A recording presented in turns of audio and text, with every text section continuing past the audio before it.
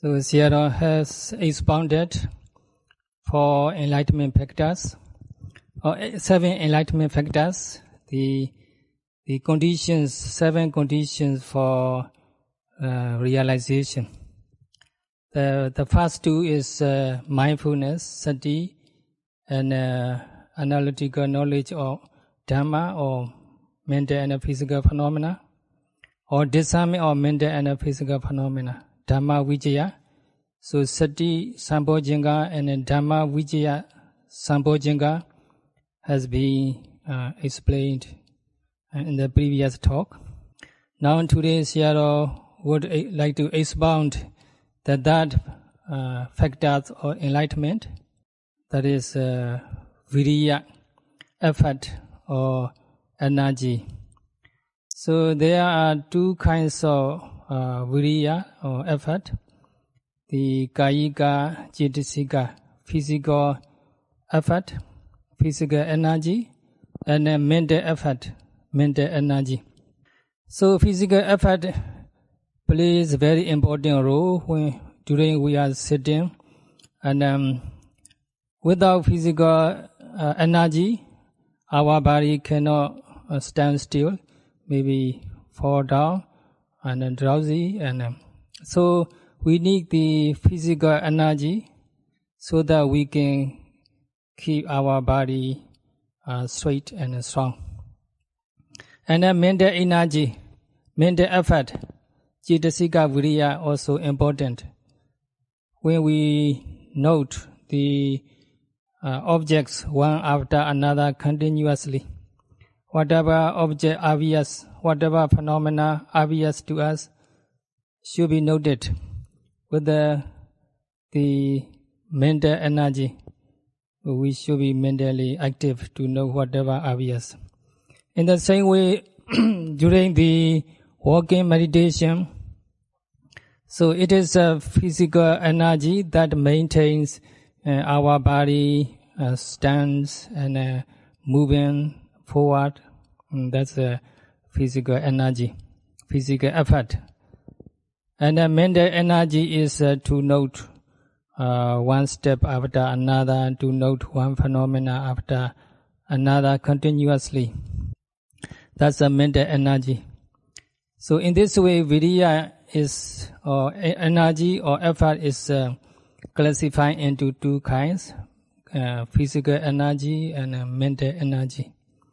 And alternatively, it's also divided into 3 kinds: Arambha Dhatu, Nekama Dhatu, and Parakama Dhatu. Arambha Dhatu is the launching energy or launching effort, the energy that is initiated to carry out the preliminary works. For example, when we are decisive to take intensive retreat like this, and our mind should be prepared to face any kinds of difficulty during the retreat. And now we have to make all arrangements before we leave our home for the meditation center. We have to do things properly. We have to be prudent. So that's initial effort. It's called launching energy, Arambha Dhatu in Pali.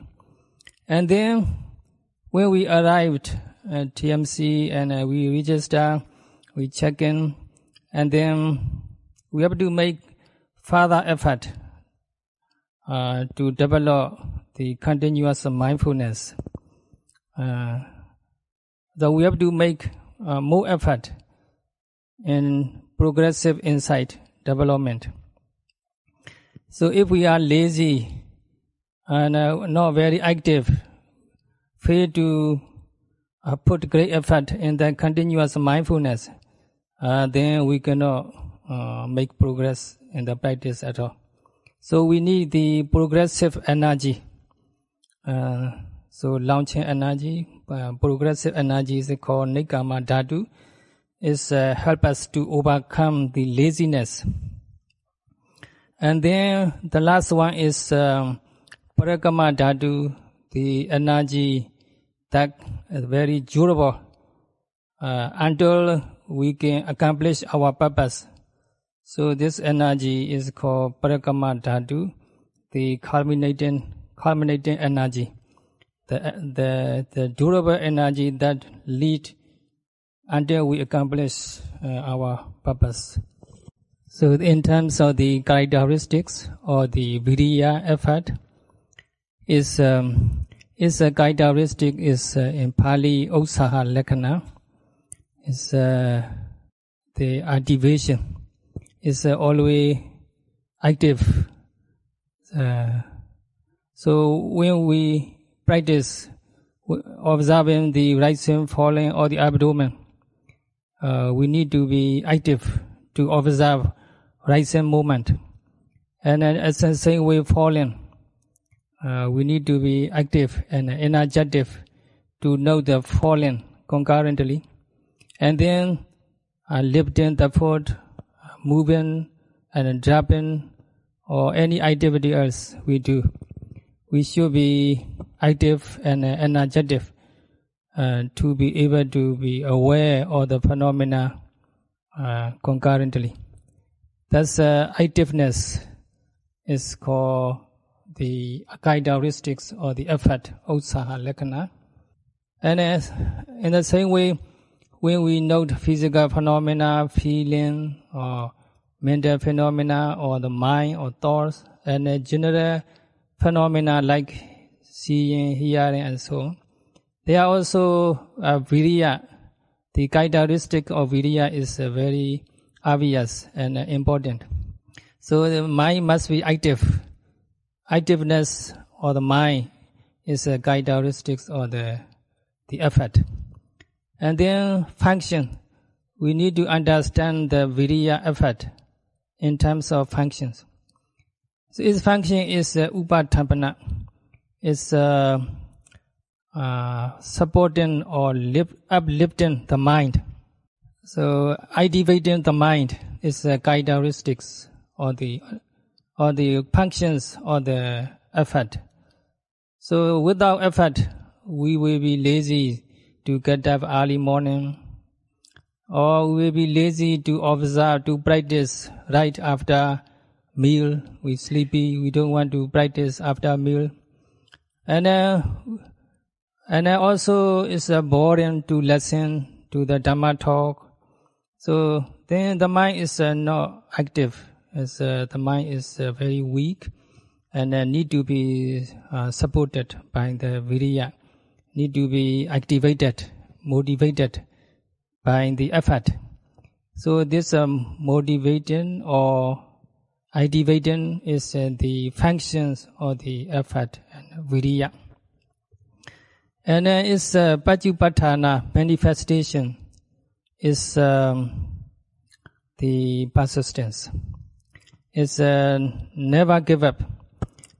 So when we have Viriya,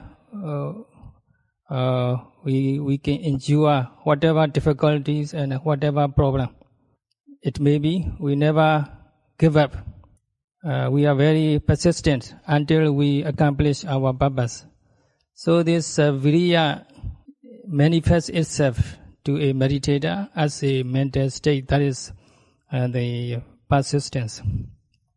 So in this regards, Mahasi Sayadaw composed a poem according to this definition. So Sayadaw recited in Burmese. So the Buddha said, the yogi should know the internal or inner effort arises. Then yogi should know the effort or energy come into existence. And as mentioned earlier, the Viriya effort is activeness of mind, or the durability of mind, or persistence of mind. So we should know whether we have that kind of mental state, effort, or energy. And if we have that kind of mental state, we should be aware we have. And if we don't have this kind of mental state or energy, we should be aware we don't have this kind of mental state. And we should also make effort and origin energy to arise. And in this regard, there are 12 ways to arouse and origin energy. According to the Pali text, there's one way. According to the commentary, there are 11 ways. So altogether, 12 ways can be applied when we arouse and origin energy. And the origin energy, number 4 is origin energy should be perfected, should be completed. So we should cultivate further energy until we accomplish our purpose, until we reach mega, the last state or enlightenment, arhata mega. So the Buddha said only when we reach the arhatship, that means the last stage or the higher stage or the enlightenment, our effort and energy is regarded accomplished or completed.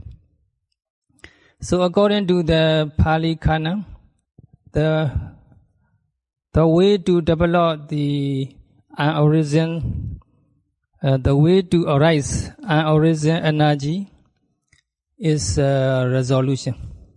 We need to have strong, firm resolution to cultivate heroic effort or the courageous effort and energy.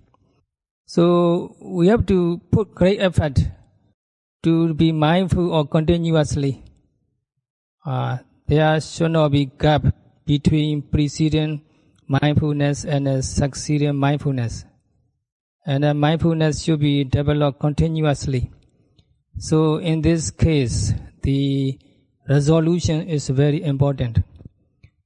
We should set a resolution, make a resolution to develop the continuous mindfulness. That is here called Yoniso Manasikara, correct mindset. So in the commentary, there are 11 methods for us to arouse, to give rise to the origin energy. The first method is to consider and to think about the danger or the danger and the disaster in the lower woeful states, like for example the hair and the animal kingdom and so on. So if we were in the hair, or if we were animals, or if we were the beta like the hungry ghost or thirsty ghost, no way for us to practice this kind of noble meditation.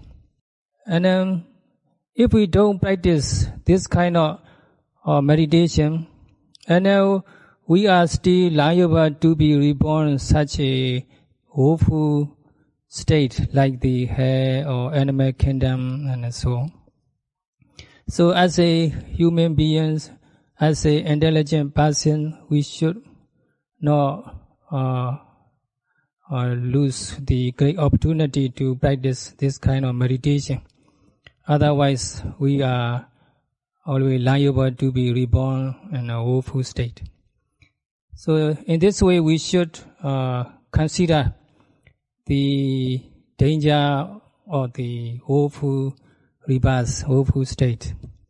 And then number 2 method is to think about to consider, to contemplate the benefits we can gain by the effort.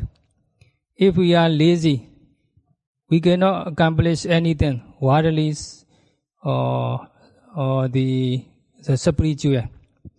Any accomplishment requires the effort and energy. If we are lazy, no way for us to be successful in any field, worldly or spiritual. So only when we make great effort, we can attain the Magga Phala enlightenment. So in this way, we should think about the benefits, great benefits of the effort. And then we should, in this regards, here Sayadaw explain how to think about. So if we take trouble, a lot of pain and trouble for one day, suppose for example, we take great pain for one day, but we can gain benefits for 1 month. Then that's worth it to take that kind of pain. 1 day pain, 1 month bliss. Or we should make that effort. That's a worthy effort. And suppose if we take the pain or trouble for 1 year, for example, for the whole life blissfulness, why not? We should make great effort. We should be active to. We should be willing to take such 1 month pain, 1 year pain, for the whole life blissfulness. And in the same way, if we take the pain or the trouble or difficulty for the whole life, but we can gain the benefit throughout samsara, and we can even go beyond the samsara. Then why not we sacrifice the whole life? Or why not we take the pain for the whole life? So the effort is that beneficial. We should not be inactive. We should not be lazy. We should make great effort. That's how to think about the benefits of the effort. And then number 3 method recommended by the commentary is to consider, to ponder how noble this practice is. So the practice we are putting great effort in is not the unimportant things. It's not inferior things. It is a great practice. It's a noble practice.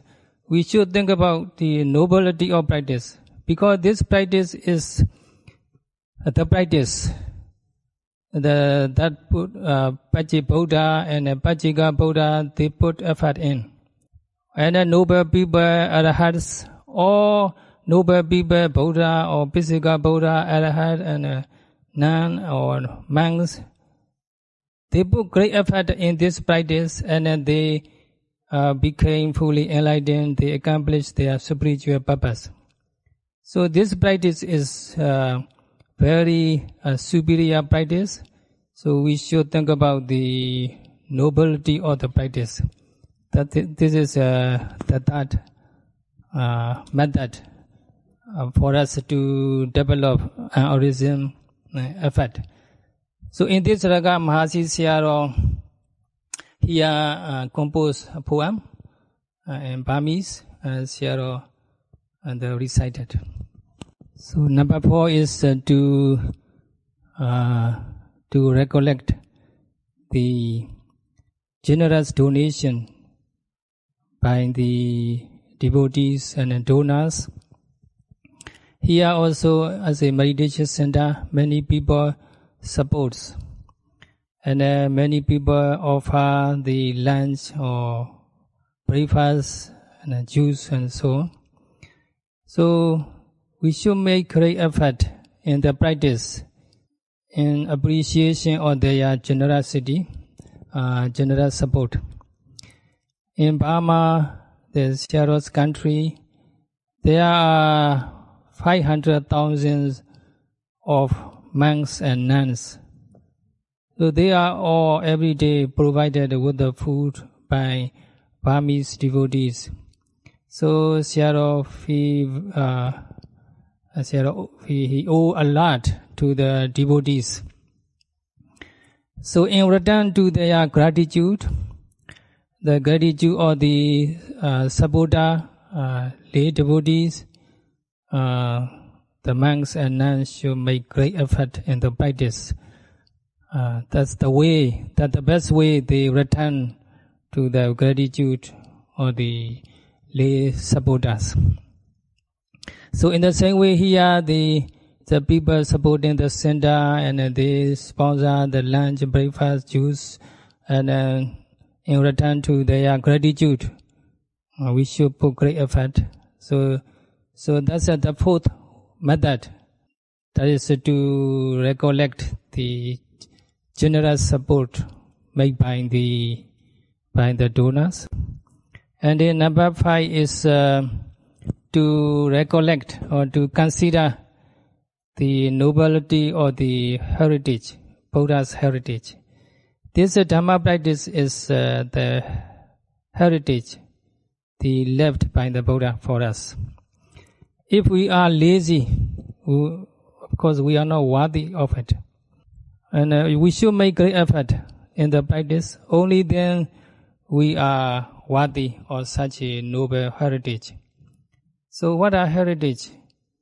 The enlightenment, Magga-phala enlightenment, and experiencing also ultimate peacefulness or Nibbana. So this the great heritage left by the Buddha for us. This kind of heritage has nothing to do with the old age, sickness, or death. This is a very noble heritage. So in daily life, we have kind of the heritage, or we inherit, for example, property and wealth, something like this. They are all subject to the impermanence. Whatever we have, they are subject to impermanence. We will leave one day everything behind. And we are all subject to old age, sickness, and death. So this kind of worldly heritage sometimes may lead us to the woeful rebirth and rebirth in woeful state. So compared to the worldly heritage, the heritage left by the Buddha for us, really incomparable, really noble. So recollecting the nobility of the Buddha's heritage, we should put great effort. If we are lazy, we won't be worthy of such noble heritage. So we must make great effort. And then number 6 is to recollect or to consider the nobility of our teacher. That is the Buddha. The Buddha is our teacher. He is not someone lazy. He is a very energetic. He put great effort in the practice. Not only one day, not only 1 month, not only 1 year, not only one life. He sacrificed. He put great effort for many lives. For our Buddhas, 4 eons and 100,000 world cycle, and some other Buddhas 8 eons and 100,000 world cycle, and 60 eons and 100,000 world cycle, and in this way they sacrifice their world and life, and they fulfill the 10 kinds of parami and 3 kinds of the contacts, something like this. So the Buddha is not lazy one. He's put great effort, greatest effort on earth. So that's our teacher. Thinking about such a noble teacher, we should not be lazy. If we are lazy, we should think about how energetic, how much energy the Buddha, how much effort, courageous efforts our teacher, the Buddha, made. And as you all know, this in the last life, the Buddha practiced 6 years in the self-denial practice. He took extremely painful lifestyle. You may read the books, and you will understand how much effort the Buddha put in the practice. So if we think about the Buddha, our teacher, such a courageous person, and then we will feel inspired to put great effort in the practice.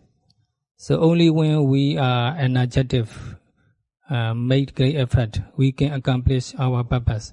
So if we feel lazy, we should think about our teacher, Buddha.